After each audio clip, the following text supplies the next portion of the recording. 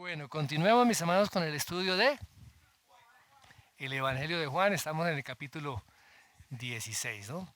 Pero muy bien, vamos a mirar desde el verso 12 hasta el verso 15. Dice así la palabra del Señor: aún tengo muchas cosas que deciros, pero por ahora no las podéis sobrellevar. Pero cuando venga el Espíritu de verdad, Él os guiará a toda la verdad, porque no hablará por su propia cuenta, sino que hablará todo lo que oyere, y os hará saber las cosas que habrán de venir. Él me glorificará, porque tomará de lo mío, y os lo hará saber.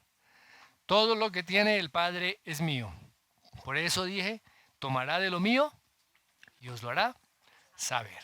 El rey Salomón vivió en una época en que se escribían y se copiaban libros, pero en esa época era pues muy complicado, muy difícil hacer esas copias de esos libros. Y mire lo que dice él allá en Eclesiastés 12:12. Dice, no hay fin de hacer muchos libros. En la actualidad tenemos una gran avalancha de libros. Hoy en día existen impresoras a alta velocidad, existen muchos mecanismos para poder imprimir libros en grandes cantidades. O sea que ustedes pueden ver en las librerías, pueden ver aún aquí en las calles que ponen sitios donde venden libros. Uno encuentra libros por todos lados. Pero entre todos los millones de libros que se han escrito, la Biblia es única. Es un libro único. ¿Por qué? Porque la Biblia es la palabra de Dios. Y esa palabra de Dios ha sido inspirada por el Espíritu Santo. Es una palabra de poder, es una palabra de autoridad. Así que podemos afirmar con toda certeza, con toda seguridad, que la Biblia es infalible, inerrable, autoritativa, suficiente y efectiva. Miremos lo que dice el Salmo 19. Salmo 19, versos 7 al 11. Dice así el Señor, voy a leer en la versión de la Biblia de las Américas. Dice, la ley del Señor es perfecta, que restaura el alma. El testimonio del Señor es seguro, que hace sabio al sencillo. Los preceptos del Señor son rectos, que alegran el corazón. El mandamiento del Señor es puro, que alumbra los ojos. El temor del Señor es limpio, que permanece para siempre. Los juicios del Señor son verdaderos, todos ellos son justos. Deseables más que el oro, sí, más que mucho oro fino, más dulces que la miel y que el destilar del panal. Además, tu siervo es amonestado por ellos, en guardarlos hay gran recompensa. Así que el valor de la palabra de Dios, el valor de las escrituras es inmenso, es incomparable. ¿Y qué tenemos que hacer nosotros con la palabra de Dios? La misma palabra dice, tenemos que obedecerla, obedecer la palabra de Dios. Tenemos que estudiar la palabra, tenemos que honrar la palabra, tenemos que defender la palabra. Y la Biblia afirma en múltiples ocasiones que está inspirada por Dios. En el Antiguo Testamento dice que es la palabra de Dios y lo afirma más de 3000 veces. Palabra de Dios que vino al profeta tal. Palabra del Señor para su pueblo Israel. Y Dios ha hablado a través de sus voceros, los profetas.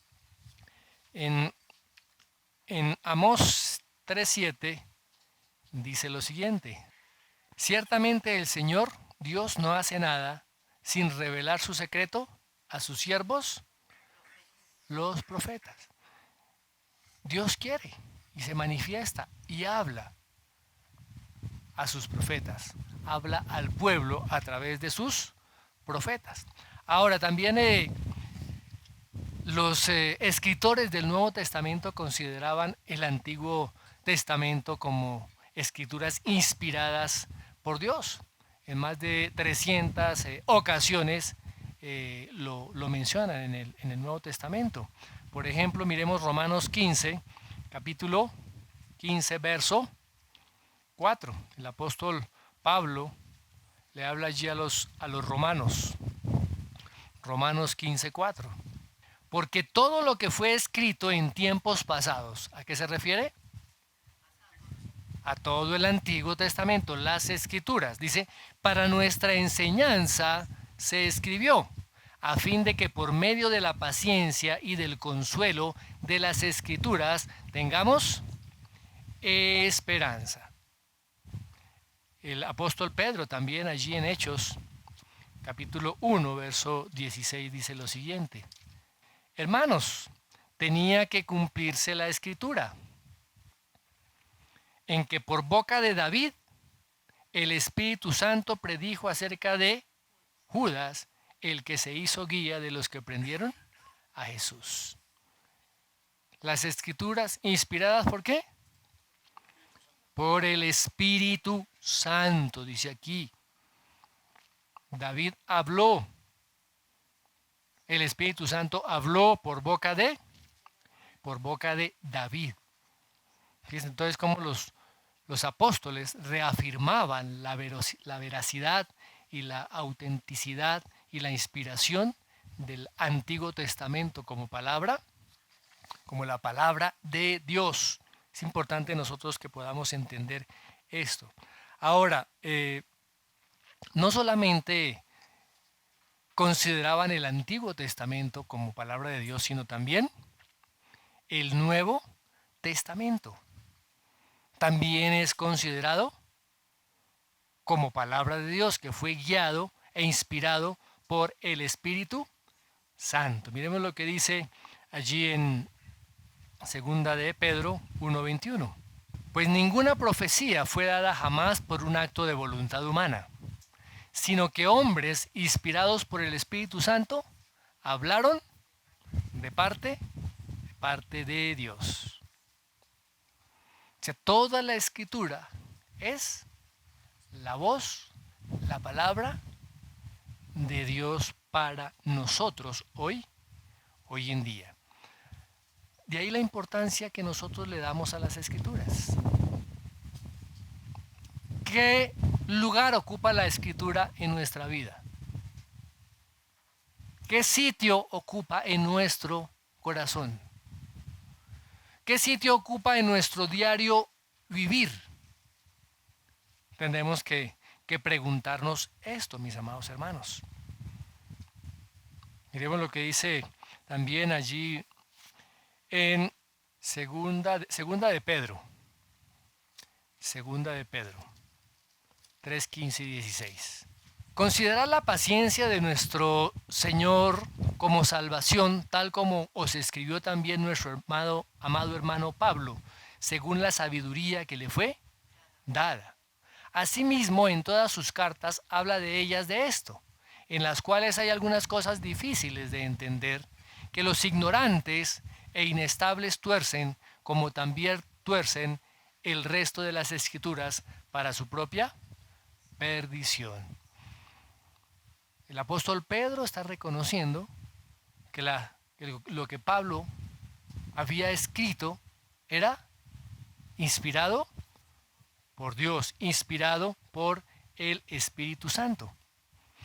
También el libro de Apocalipsis afirma ser inspirado por Dios. ¿Qué dice el versículo 1 del capítulo 1 de Apocalipsis?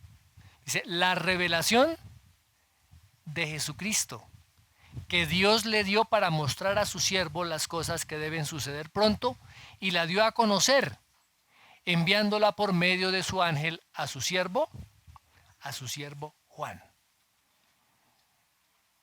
La palabra, las escrituras, son la palabra de Dios. son la palabra de Dios. ¿Quiere escuchar la voz de Dios? Abra las Escrituras.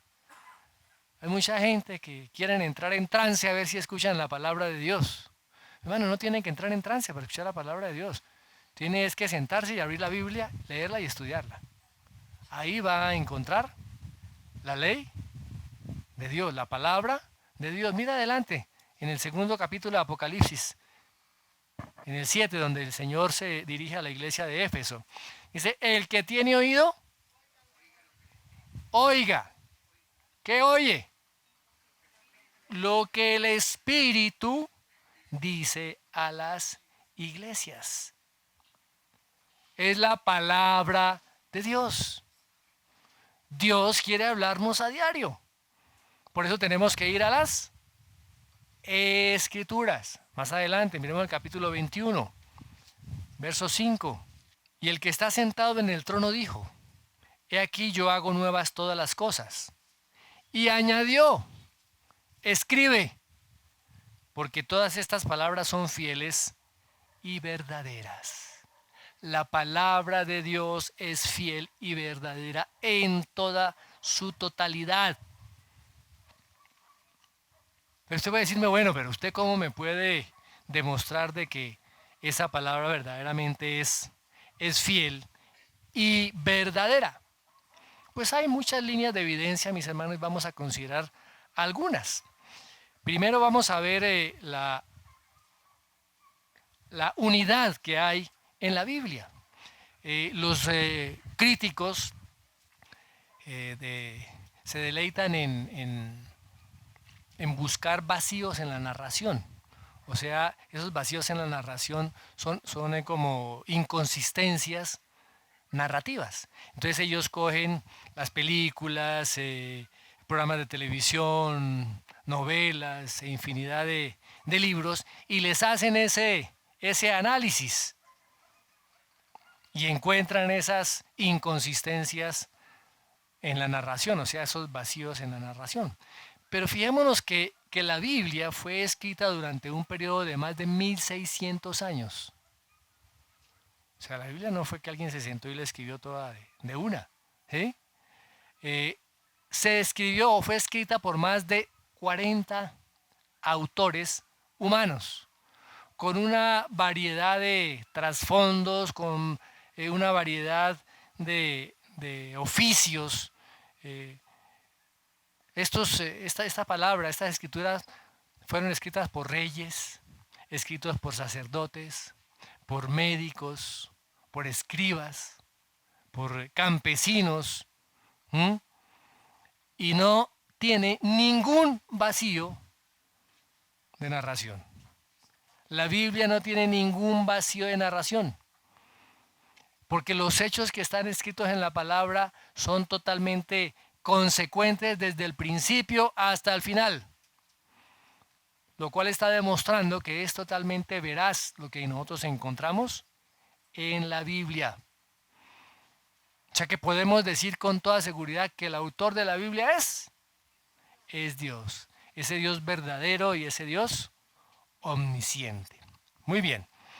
Otro argumento que podemos esgrimir es a favor de la veracidad de la Biblia, de la precisión científica que podemos encontrar en la Biblia. La Biblia en sí no es un tratado científico, pero las descripciones que da la Biblia de los hechos que nosotros podemos observar, de los hechos naturales que podemos nosotros ver, se pueden comprobar. Por ejemplo, Isaías describe el ciclo del agua. ¿Cuántas veces en el colegio nosotros nos mostraron el ciclo del agua? ¿Recuerda en ciencias naturales? Lo ve uno de segundo primaria. ¿Se acuerda, Martica? Sí, el ciclo del agua. Miremos lo que dice Job. Dice, porque él atrae las gotas de agua y ellas del vapor destilan lluvia que derraman las nubes y en abundancia gotean sobre el hombre. Estaba en la Biblia. En el siglo XIX, no, en el siglo XVII, fue que un médico, William Harvey, descubrió realmente el significado y el valor del sistema circulatorio. Se dio cuenta de que realmente en la sangre se encontraba la vida. Miremos lo que dice Génesis 9, versículo 4. Pero la carne con su vida, es decir, con su sangre, no comeréis. ¿Cómo dice en la otra versión? ¿Dónde está la vida de la carne? En, en la sangre. ¿Mm? Ustedes recuerdan que eh, en la antigua Mesopotamia se creía que la tierra era plana. Y esas ideas hoy en día todavía están por ahí. Hay muchos que llaman los terraplanistas, ¿cómo es que los llaman? Que dicen que la tierra es plana, aún teniendo las evidencias y todo, ¿no? Y mire lo que dice Job 26. Vayamos a Job 26, 10. La Biblia ya lo ha afirmado miles de años atrás. Dice, está hablando acerca de la tierra, ¿no? Dice, ha trazado un círculo sobre la superficie de las aguas, en el límite de la luz y las tinieblas. Más adelante, Job 38, 14. Ella cambia como barro bajo el sello y como con vestidura se presenta. Está hablando de la tierra. Ustedes conocen esos sellos que son redondos. En la antigüedad se utilizaba ese sello redondo, como lo que le ponen a uno en la registraduría para echar tinta. ¿Se acuerdan? Como un rodillo, ¿sí? Para poner uno las huellas. Esos sellos se utilizaban antes. Por eso la palabra dice que cambia como barro bajo el sello.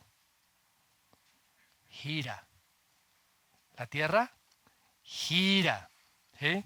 Miremos otro texto, allá en Isaías 40, 22.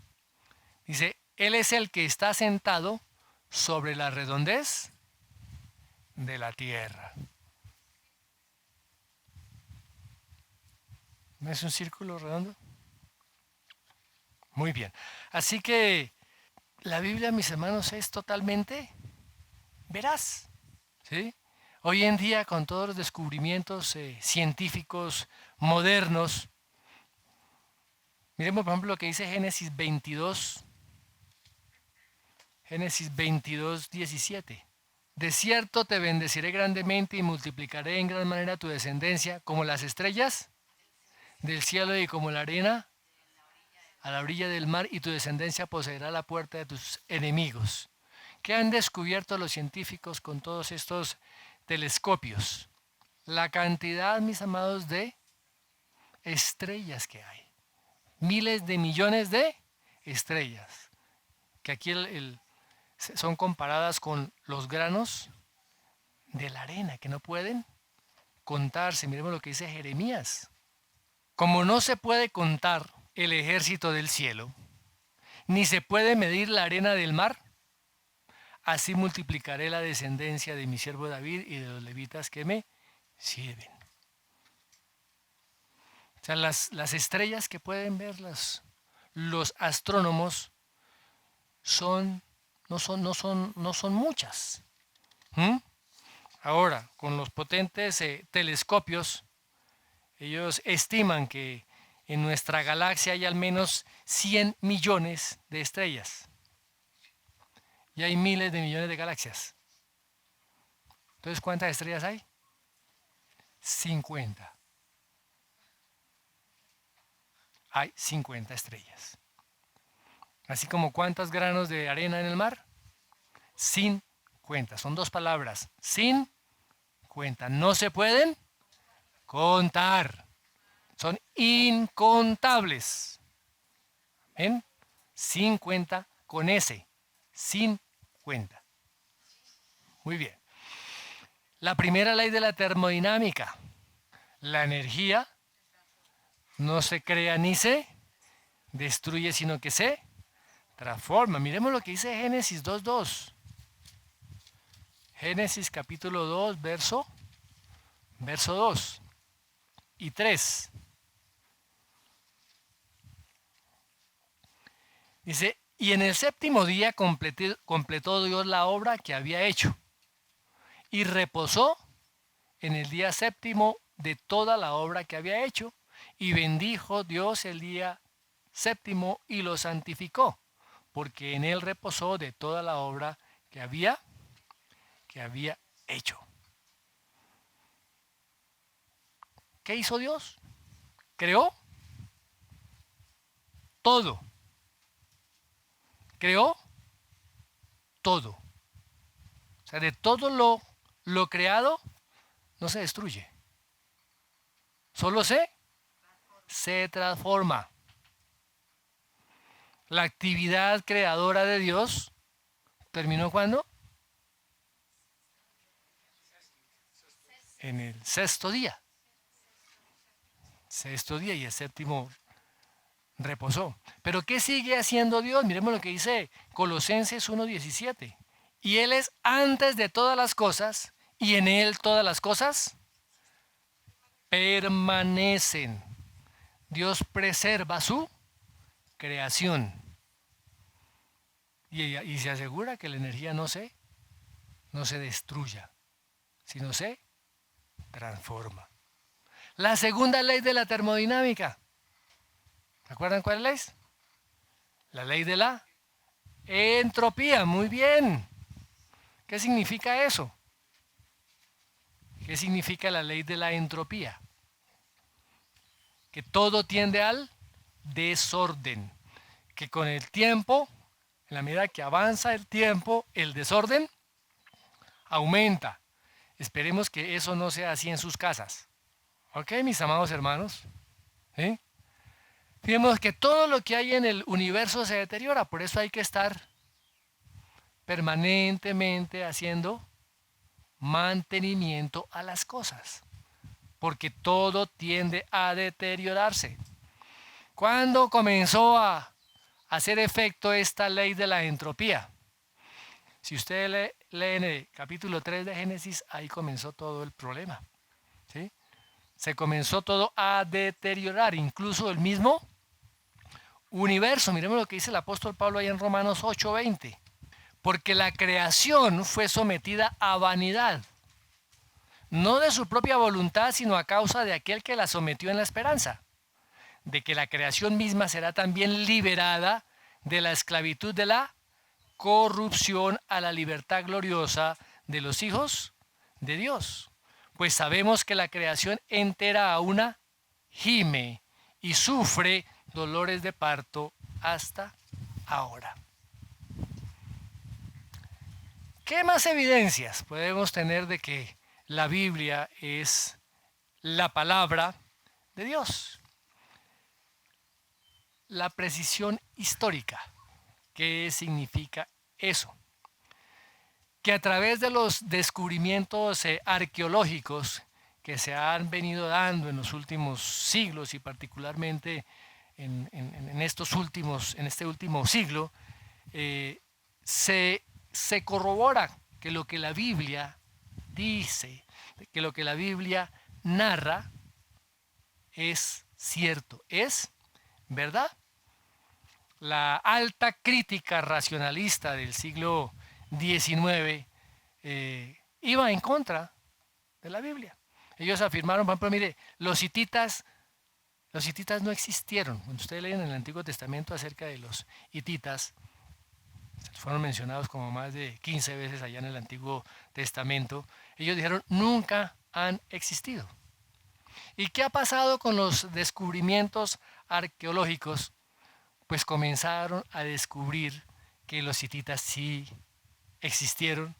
Comenzaron a saber acerca de estos, por medio de estos descubrimientos, cuál era la historia de este pueblo, cuál era la cultura, cuál era la religión, el idioma. Era todo un imperio, el imperio hitita, que fue un imperio vasto, que fue un imperio muy poderoso, incluso un imperio que se podía enfrentar militarmente al imperio también egipcio. Y así, hay otros también que dicen, no, el libro de Daniel fue escrito 2 siglos antes del nacimiento del Señor Jesucristo. ¿Sí? O sea que toda la profecía que Daniel había dicho, eso ya pasó, y después de que pasó resulta que fue escrita. Y a través de los descubrimientos que hicieron en el Mar Muerto, en las cuevas de Qumran, con los manuscritos del del Mar Muerto, se pudo evidenciar, mis hermanos, que todas estas personas que estaban allí en las cuevas y que habitaban estos lugares, ellos consideraban al libro de Daniel un libro profético. Y todas las cosas que habló Daniel muchos siglos antes se cumplieron. Y aquí hay un hombre que dice lo siguiente. Dice, la evidencia lingüística de Qumran, Qumran son las cuevas que quedan ahí al lado del Mar Muerto, hace que la explicación racionalista para Daniel no se pueda sostener.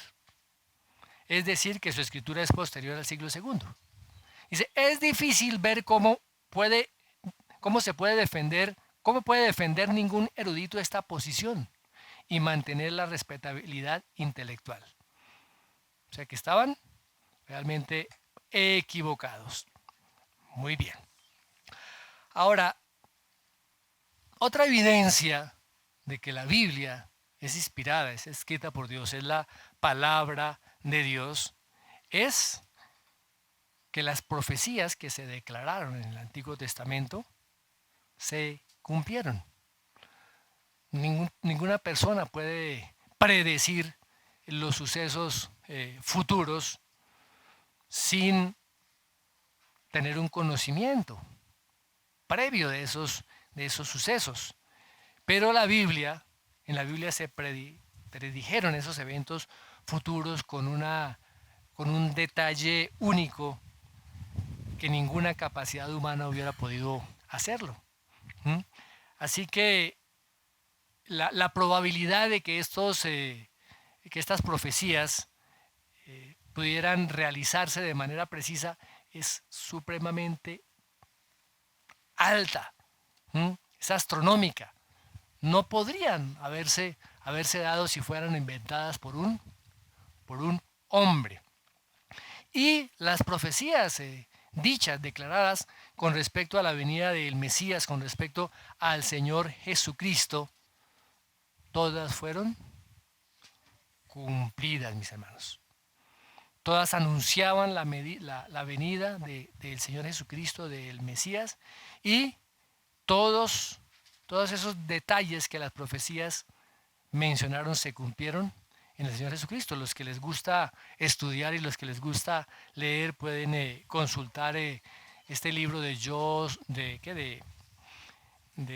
McDowell, de Josh McDowell. Se llama Evidencias que exigen un veredicto. Muy bien. Ahora, creo que la evidencia más importante que demuestra que la Biblia es la palabra de Dios es realmente el mismo testimonio del Señor Jesucristo. Las mismas palabras del Señor Jesucristo y los hechos del Señor Jesucristo.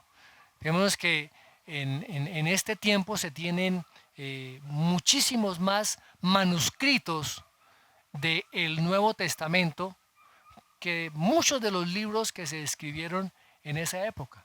Hay libros famosos de los grandes filósofos griegos que de eso que ellos escribieron queda por allá un manuscrito del siglo segundo, del siglo tercero. Uno nomás. ¿Sí? Pero con respecto a la palabra del Señor, son muchísimos los manuscritos que se tienen hoy en día. Manuscritos del Nuevo Testamento.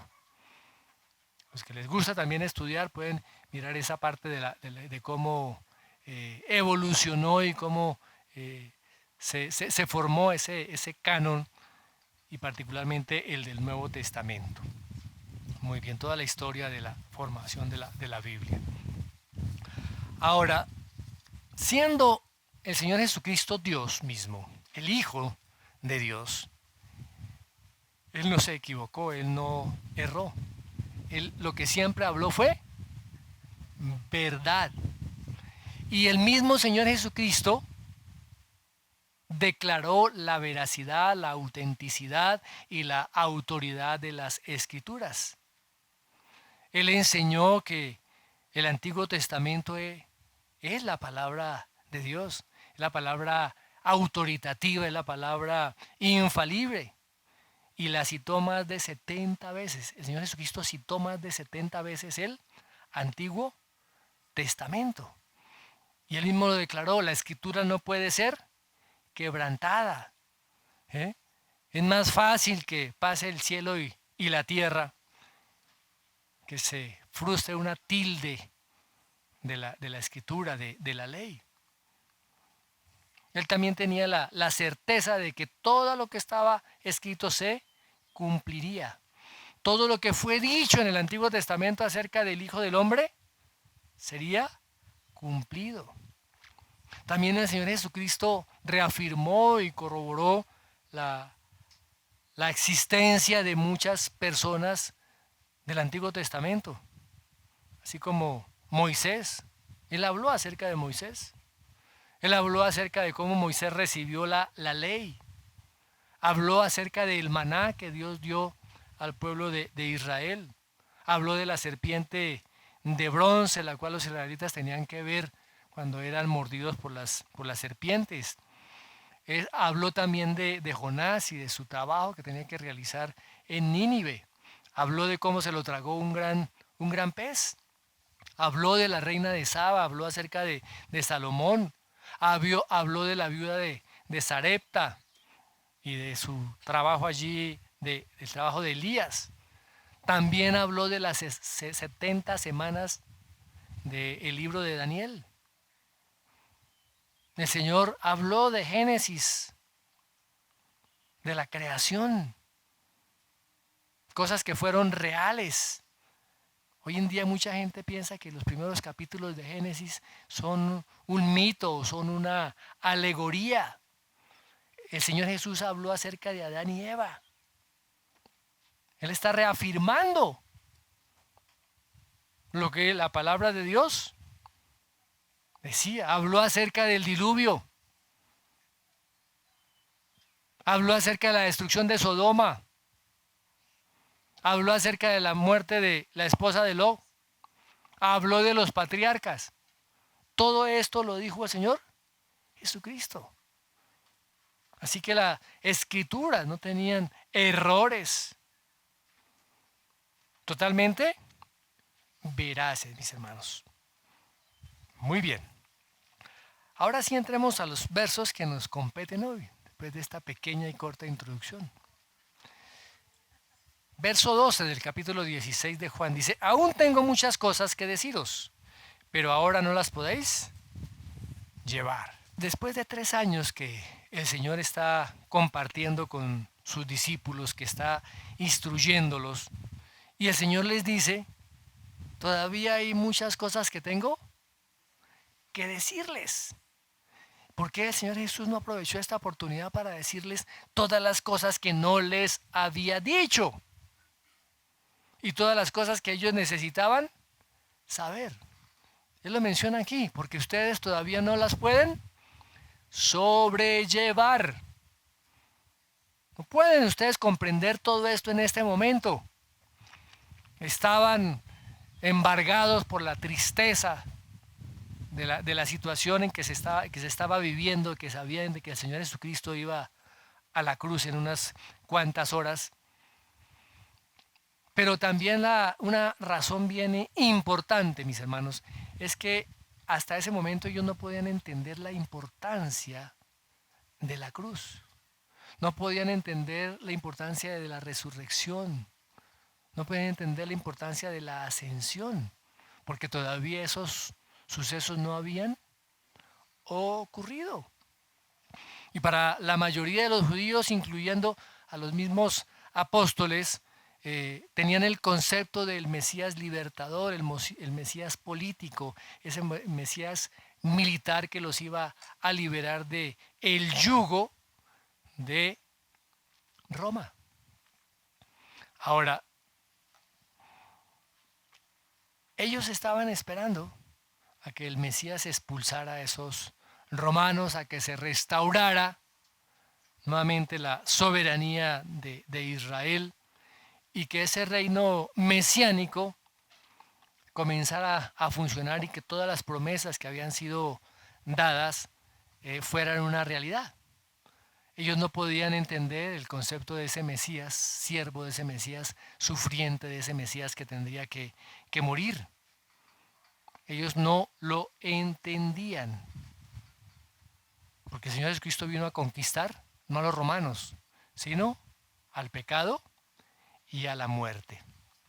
Muy bien. Ahora, recuerdan que cuando el Señor Jesús estuvo allí en el monte de la transfiguración junto con 3 de sus discípulos, Pedro, Jacobo y Juan, Él les hace una advertencia, ¿cierto? Si no les no vayan a contar nada de lo que ustedes han presenciado hoy aquí, sino hasta después de que Él resucitara. Después de que Él resucitara.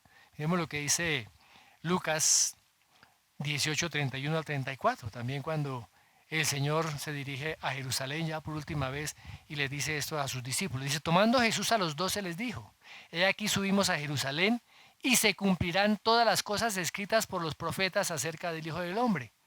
Pues será entregado a los gentiles y será escarnecido y afrentado y escupido. Y después que le hayan azotado le matarán, mas al tercer día resucitará. Pero ellos nada comprendieron de estas cosas. Y esta palabra les era encubierta y no entendían lo que se les decía. ¿No habían entendido todavía nada de lo que el Señor les estaba diciendo con respecto a su muerte, sepultura, resurrección y ascensión? Y cuando el Señor les decía, les hablaba acerca de su muerte y su resurrección, ellos no comprendían. Muy bien. Por eso es que era necesaria la presencia del Espíritu Santo en los discípulos. Sin la presencia del Espíritu Santo en la vida de una persona, no hay manera de poder entender la palabra de Dios. Porque esa persona no es espiritual. Mucho menos para vivir lo que la palabra de Dios dice. Mucho menos tampoco pues para entenderla. Pero después de Pentecostés ya los discípulos estaban listos para poder comprender y entender, porque el Espíritu Santo les sería dado. Muy bien. Verso 13, la primera parte, dice, pero cuando venga el Espíritu de verdad, Él os guiará a toda la verdad. ¿Quién revelaría a Cristo? Porque Cristo ya no estaba, Él se fue, pero Él envió al Espíritu Santo en Pentecostés. ¿Quién revelaría a Cristo? El Espíritu de verdad, dice aquí. El Espíritu de verdad. O sea que no solamente haría efectivas las promesas que el Señor Jesucristo les había dado, sino que como vimos la vez pasada también convencería al mundo de pecado, de justicia y de juicio, ¿cierto? Ese Espíritu también vendría a consolar el corazón de sus discípulos y guiaría a todos los discípulos al conocimiento de la verdad, porque es el Espíritu de verdad. El Espíritu Santo revela a Cristo. Hoy en día, mis hermanos, se ha malinterpretado muchísimo la obra del Espíritu Santo. Se ha pensado que el Espíritu Santo es como un poder, se ha pensado que el Espíritu Santo es como una fuerza. No, la palabra de Dios dice que el Espíritu Santo es una persona, 3 personas, una misma esencia, un solo Dios. ¿Qué hace el Espíritu Santo? Revela a Cristo. ¿Qué vino a hacer Cristo? A mostrar, a revelar al Padre. El Padre es revelado por medio de la obra de Cristo. Y la obra de Cristo es revelada por medio de el Espíritu Santo. Miremos lo que dice 1 Corintios capítulo 2, versos 9 y 10. Dice, sino como está escrito, cosas que ojo no vio, ni oído oyó, ni han entrado al corazón del hombre, son las cosas que Dios ha preparado para los que le aman.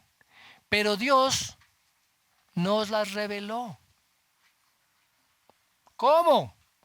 ¿Cuál fue el medio que Dios utiliza para revelar esas cosas? Por medio del Espíritu, porque el Espíritu todo lo escudriña, aún las profundidades de Dios. Mis hermanos, solamente es el Espíritu Santo el que puede revelar a Cristo.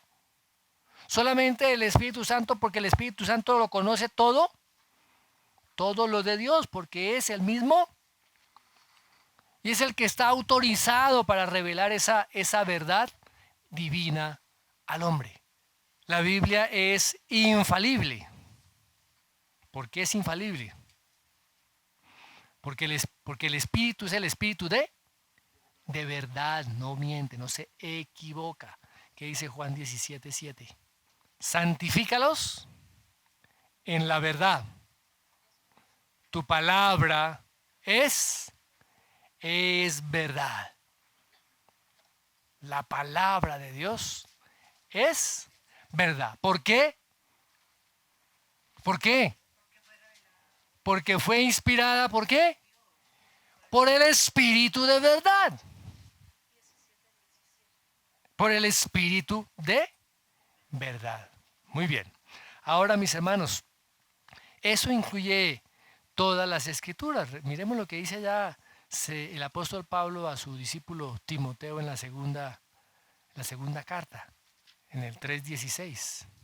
Toda la escritura es inspirada por Dios y útil para enseñar, para reprender, para corregir, para instruir en justicia, hay un propósito, a fin de que el hombre de Dios sea perfecto, equipado para toda buena obra.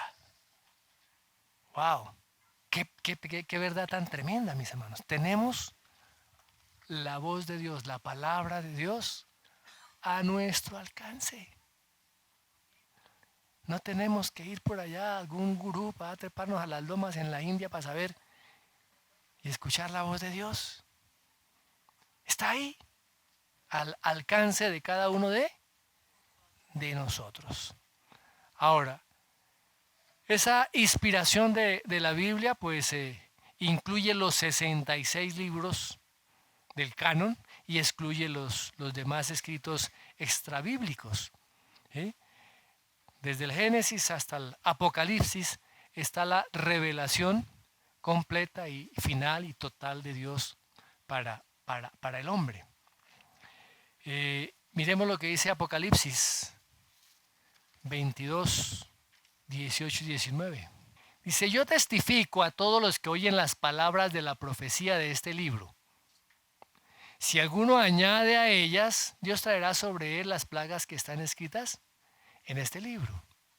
Y si alguno quita de las palabras del libro y de esta profecía, Dios quitará su parte del árbol de la vida y de la ciudad santa descritos en este libro.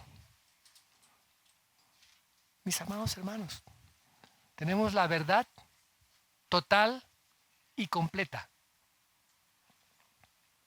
Total y completa. No tenemos que añadir cosas como hay unas sectas por ahí que aparecen que es que ahora Jesucristo habló, entonces armamos otro libro. Eso no es verdad. Eso no es cierto. Porque la inspiración divina cobija estos 66 libros de la Biblia. ¿Cuántos del Antiguo Testamento? 39 del Antiguo Testamento y del Nuevo Testamento. El resto, ¿cuántos son? 27.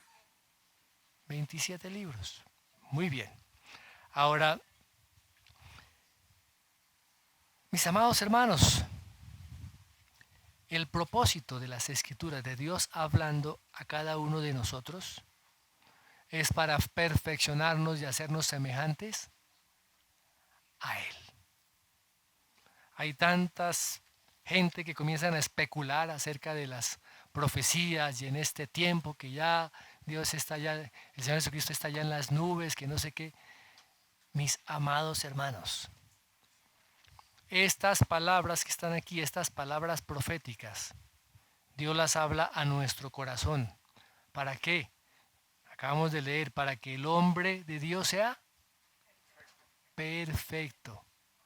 Cada día debemos ser perfeccionados.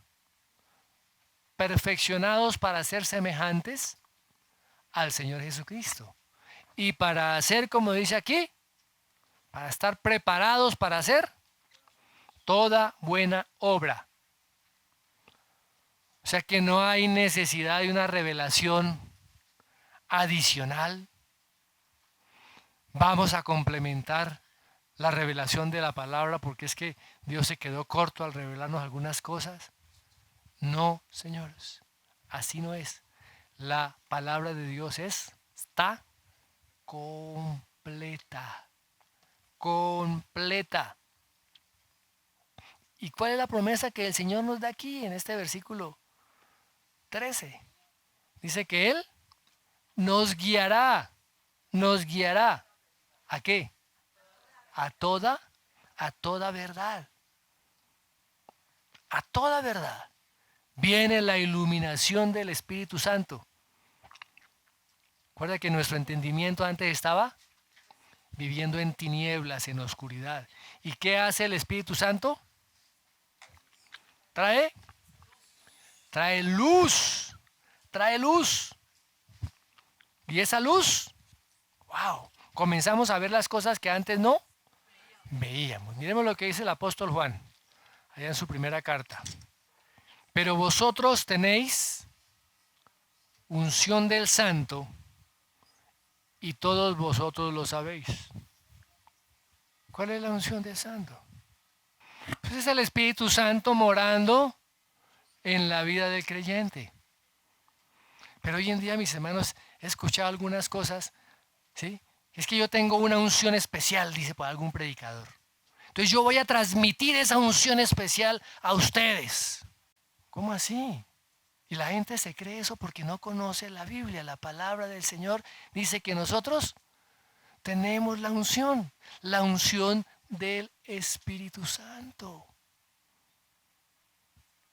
Está en nosotros, mis amados hermanos. ¿Eso a qué nos lleva? Esa unción y esa presencia del Espíritu Santo en nosotros. A que escudriñemos con más diligencia las Escrituras. Por eso el apóstol Pablo le decía a Timoteo, usa bien la palabra de verdad, las Escrituras. Y el apóstol Pedro dice, sí, hay algunas cosas difíciles de entender, que los inconstantes, los indoctos tuercen, los ignorantes tuercen. Por eso es necesario estudiar la palabra. Ahora, estudiar la palabra sin la unción del Espíritu Santo no sirve para nada. Tratar de cumplir la ley sin la unción del Espíritu Santo es un trabajo perdido. Eso no produce ningún fruto. Por eso tenemos que entender cuál es el objetivo de la revelación del Espíritu Santo. Miremos la parte B del versículo 13 hasta el 15. Dice, porque no hablará por su propia cuenta, sino que hablará todo lo que oyere y os hará saber las cosas que habrán de venir. Él me glorificará porque tomará de lo mío y os lo hará saber. Todo lo que tiene el Padre es mío. Por eso dije que tomará de lo mío y os lo hará saber. Fijémonos que el Señor Jesucristo no actuó por su propia cuenta, por su propia iniciativa. Durante su encarnación, el Señor Jesús siempre hizo la voluntad del Padre. La voluntad del Padre. Recordemos que la unidad de Dios es única, ¿no? Padre, Hijo y Espíritu Santo son uno, solo en en esencia y actúan en total armonía. Así que la dirección del Espíritu Santo siempre va a ser en armonía con la voluntad del Padre y con la voluntad del Hijo, que está revelada ¿dónde? En la palabra, en las Escrituras. Nunca el Espíritu Santo nos llevará a violar la palabra, a violar los principios de la palabra de Dios. Nunca. Si hay un espíritu que esté moviendo a violar los principios de la palabra de Dios, es un espíritu demoníaco, no es el Espíritu Santo. Y el Señor nos anima a través del apóstol Pablo a que estemos llenos precisamente del Espíritu. Y nos dice, y que la palabra de Dios more en abundancia en cada uno de nosotros. Habla también de la palabra como la espada del Espíritu, que es la palabra de Dios. Vemos, mis hermanos, la importancia que tiene que nosotros podamos conocer la palabra, porque el Espíritu revela esa palabra a nuestro espíritu. ¿Qué hace el Espíritu Santo? ¿Qué es lo que dice ahí? ¿Qué nos hará saber? Las cosas que habrán de venir. Las cosas que habrán de venir. ¿Estamos preparados? ¿Conocemos las cosas que han de venir? ¿Conocemos lo que nos espera? ¿Podemos con gozo y con alegría esperar todos los eventos futuros y todo lo que Dios tiene para nosotros? Claro que sí, mis amados hermanos. ¿Y qué más hace el Espíritu Santo? Dice, Él me glorificará porque tomará de lo mío y os lo hará saber. Todo lo que tiene el Padre es mío. Por eso dije, tomará de lo mío y os lo hará saber. ¿Cuál es el ministerio básico y fundamental del Espíritu Santo? Glorificar a Cristo. Glorificar al Señor Jesucristo. Mostrándole al cristiano, al discípulo, cuáles son esas verdades acerca de Cristo. Las verdades acerca de el Mesías. Y cómo Cristo, cuando vino a la tierra, vino a glorificar al Padre. A través de la obra que el Señor Jesucristo vino a hacer, glorificó al Padre. Así que el Espíritu Santo no está apuntando o que pongamos todas nuestras miradas en el Espíritu Santo. Porque ese no es el propósito del Espíritu Santo. ¿Cuál es el propósito del Espíritu Santo? En que podamos ver a Cristo, conocer la obra de Cristo, acogernos a la obra de Cristo, para que a través de eso el Padre sea glorificado. Porque Cristo vino a revelar al Padre. El Espíritu Santo glorifica al Hijo y el Hijo glorifica al Padre. Y hay un autor que dice aquí lo siguiente, abro comillas. Dice, con respecto al Espíritu, dice, el Espíritu no presentará un mensaje independiente, indiferente del que los discípulos ya habían aprendido de Cristo. Recibirían guía para entender de Jesús aún más y para desarrollar los principios que ya se habían establecido. También recibirían iluminación de los sucesos venideros.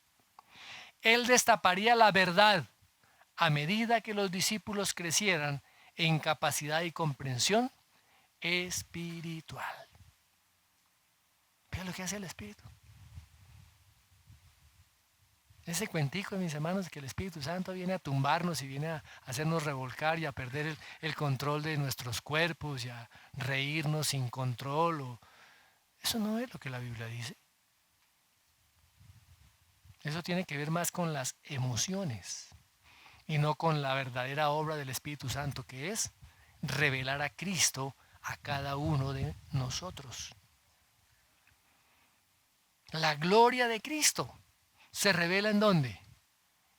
En las páginas de la Escritura, mis amados hermanos. La gloria de Cristo se revela en su palabra.